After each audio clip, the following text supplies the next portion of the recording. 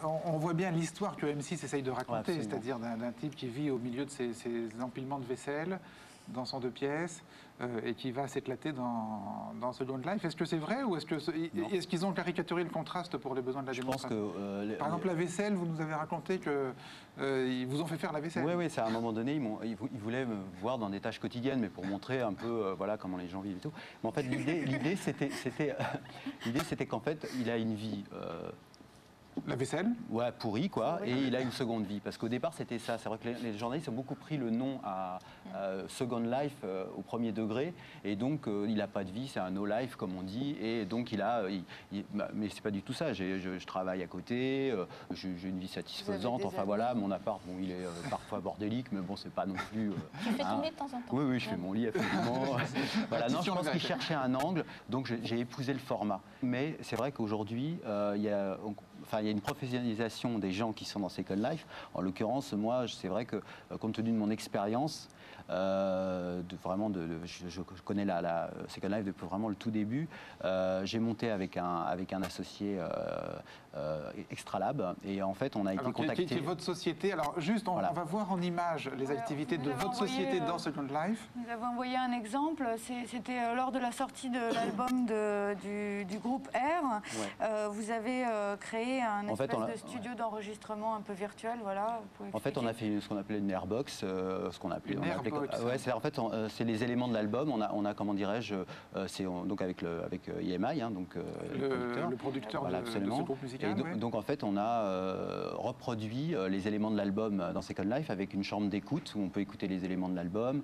Donc concrètement, vous avez créé une sorte de studio d'écoute virtuel, voilà, dans lequel on peut venir écouter les morceaux du dernier album. C'est une des premières initiatives françaises dans ce sens. Il y a eu déjà des choses faites aux États-Unis. Ouais. Et le producteur vous a payé pour ça? Oui, absolument. Avec du vrai argent? Avec du vrai argent, c'était un contrat normal. Non, tout à fait. C'est-à-dire qu'on vous pouvez très bien utiliser Second Life, puisque aujourd'hui les annonceurs veulent avoir leur site dans Second Life. Hein, moi, je suis en contact avec beaucoup de... Les agences sont débordées de gens qui leur disent on veut de l'affichage, on veut de la pub, on veut de l'Internet et on veut du Second Life.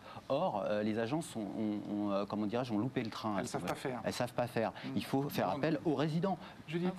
Oui, moi ce qui me fait flipper quand j'entends tout ça, c'est que j'ai vraiment l'impression que c'est une énorme pompe à absorber du désir d'émancipation. Quand on a envie de changer, de se libérer de ces contingences réelles, et ben on part dans cet univers-là. Mais c'est une pompe donc, qui absorbe ça, et c'est des forces qui se perdent pour le changement dans le monde réel. C'est-à-dire que tout ça, c'est à terme, si ça a vocation à se développer, et il semblerait quand même que c'est le projet, c'est la meilleure invention pour neutraliser totalement toutes les luttes sociales et toute ambition de transformer le monde réel, puisque tous les désirs de changement sont bouffés par la machine. À côté de votre article, il y avait un article très intéressant d'un spécialiste du droit du travail qui prédisait que les conflits du travail allaient se développer sur Second Life. C'est-à-dire qu'il y a des gens qui vont finir par revendiquer des contrats, revendiquer des salaires plus élevés. C'est ce que vous pensez? Alors, c'est ce que dans l'interview expliquait M. Jean Solin, spécialiste de l'économie d'Internet. Mais vous croyez vraiment qu'il va y avoir des revendications sur Second Life? Des manifs? Il y a eu des manifs politiques, des revendications juridiques. Il peut y avoir des conflits à l'extérieur de la plateforme, c'est-à-dire vous avez travaillé, on ne vous a pas payé, éventuellement aller saisir un avocat dans la vie réelle et pour aller traîner devant la justice réelle la personne réelle qui correspond à votre employeur. De l'autre côté de la fracture numérique, de toute façon, le monde réel continue, lui, de courir à sa misère ou à ses désastres, pendant qu'il y en a quelques... Ce qui me désole, moi, c'est quand vous avez parlé de ceux des 18, 19, 20, 21 ans que vous avez croisés, là. Ils sont grands entrepreneurs dans le Second Life, et dans la vraie vie, c'est des petits jeunes qui ont envie de rêve, qui ont envie de changer, qui ont envie de s'inventer des vies. Mais ils feraient mieux, ces jeunes, d'inventer des vies dans la vraie vie et de changer le monde, quoi. Le problème, c'est que sinon, ils regardent la télévision. C'est aussi la société dans laquelle c'est la société dans laquelle nous vivons qui crée ça. Le problème aujourd'hui sur Second Life, c'est qu'il n'y a pas de règles. Quelle justice compétente d'ailleurs par rapport à ces conflits, sachant que c'est aussi un monde international, donc quelle juridiction de quel pays. Mais c'est vrai qu'il y a un problème plus général dans Second Life, c'est qu'il n'y a pas de règles. C'est-à-dire c'est l'ultralibéralisme, c'est sauvage. C'est un peu l'ultralibéralisme. Vous pouvez faire travailler des Chinois, par exemple. Vous pouvez faire travailler des Chinois, mais il y a des jeux. Comment ça vous pouvez faire travailler des Chinois? Le truc c'est qu'on peut faire aussi travailler, vu qu'il y a la monnaie que vous achetez, vous convertissez en ligne d'un dollar, vous pouvez très bien faire travailler quelqu'un à l'autre bout du monde et le payer avec la monnaie virtuelle. Donc il n'y a pas de contrôle par rapport à ça.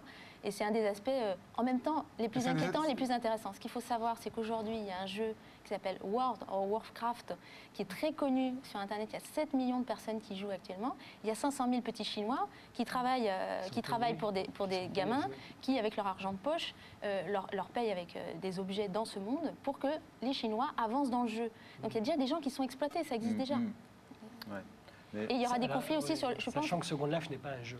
Oui, c'est pas un jeu. C'est pas un jeu. Mais je pense qu'il y aura des conflits. Il n'y a pas de scénario, il n'y a pas de début, il n'y a pas de fin. Ça change quoi? Ah ben ça change beaucoup. C'est pas un jeu, c'est une plateforme, c'est un monde virtuel, mais c'est pas un jeu. Moi, ce qui m'a plu, en fait, c'est vrai qu'on peut avoir une vision pessimiste, mais c'est aussi la dégringolade. La dégringolade. Oui, c'est-à-dire, bon, heureusement que j'avais la carte de crédit du producteur d'arrêt sur image, mais quand on commence, on se dit, j'ai l'impression d'être paumé dans une zone industrielle, et que finalement, je redécouvre ce que c'est que l'altérité, la précarité, le fait de se dire, bah, il faut que tu te débrouilles. J'ai fait la manche à un moment donné pour voir si les gens étaient généreux et pour voir si j'aurais une chance d'avoir un rond. Et à ce moment-là, j'ai eu, allez, un millième ou un millionième de ce qui doit se passer dans la tête de quelqu'un qui fait vraiment la manche. Alors, évidemment, je n'ai pas fait un chemin de croix et je n'ai pas été en camp de rééducation.